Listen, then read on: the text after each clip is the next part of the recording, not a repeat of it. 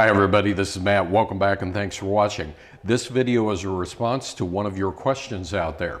And I really appreciate that kind of feedback.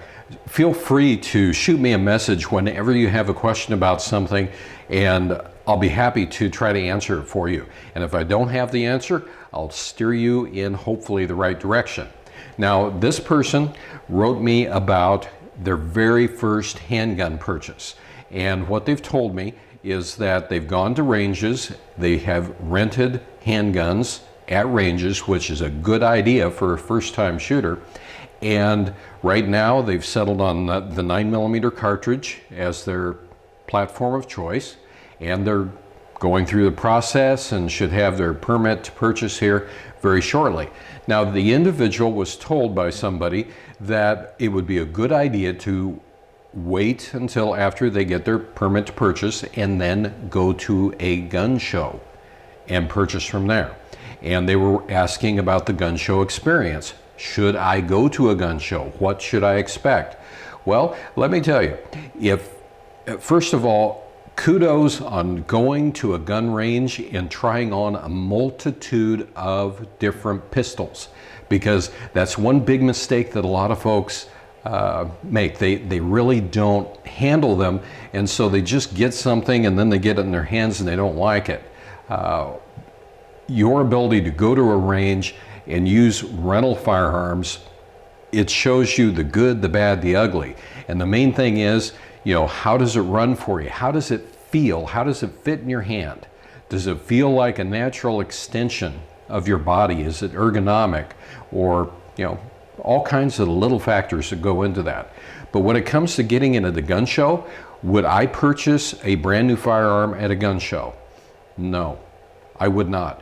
Generally, if I go to a gun show, what I want to do is I'm there usually for a purpose, and that's normally because I want to look for a really old gun, an antique, like an antique long gun, for example. Now, what to expect at a gun show, especially in my area, you expect bedlam. The last gun show I went to was like a bunch of sardines packed into a can. You will find dealers there that have brand new firearms for sale. If you have your permit to acquire, you can go ahead and buy a brand new one right off the table. They're set up on the internet right there. They can do the instant background check, and you can walk out the door with your shiny new purchase. Or you can purchase used ones there as well. But the other thing that you're going to experience is you're going to see table after table of accessories. People that say are custom knife makers, custom holster makers, people selling all kinds of knickknacks and doohinkies and whatchamahoozies all over the place. But it can be a really overstimulating type of scenario that you're in. Now, the other question that they asked was, what kind of quality can I get? And are there any particular brands to stay away from? Well, thankfully, due to manufacturing processes changing, especially over the last couple of decades, it's really hard to find a handgun where you go, ooh, yuck, I don't like that. Or, oh man, that's a piece of trash. It's hard to find that. But let your budget be your guide, and let common sense be your guide. Because price generally is somewhat indicative of the quality of the firearm that you're going to get. But follow whatever goes within your budget. And the fact that you've shot rental guns at ranges is a good thing, because hopefully you've been able to kind of narrow down that selection to what it is that you want. If you are spending, say, less than $200 on a new handgun, basically you're getting what you're paying for. And it might not be exactly what you want. The trigger might be kind of on the iffy side, and the ability to accessorize it and its ability to live for an extended period of time might not be there. But in the sub $500 range, your options are way open.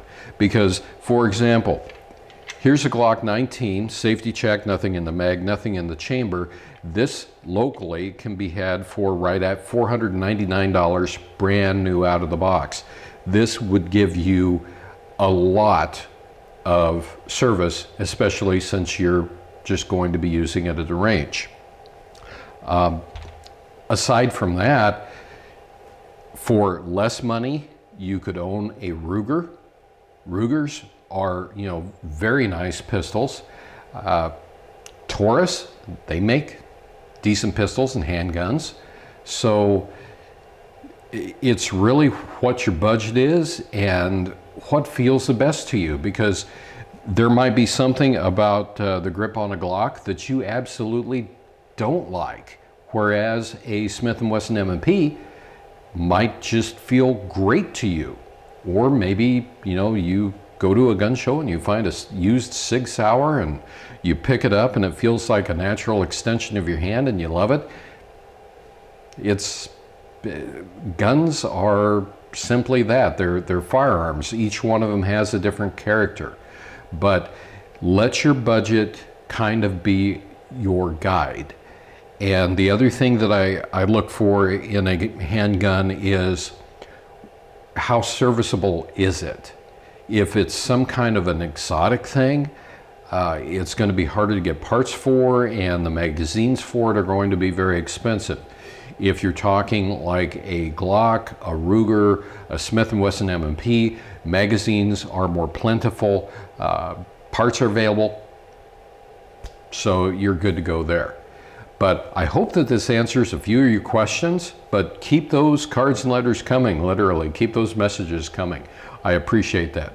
So until next time, everybody out there, please be safe, have a good one, and take care.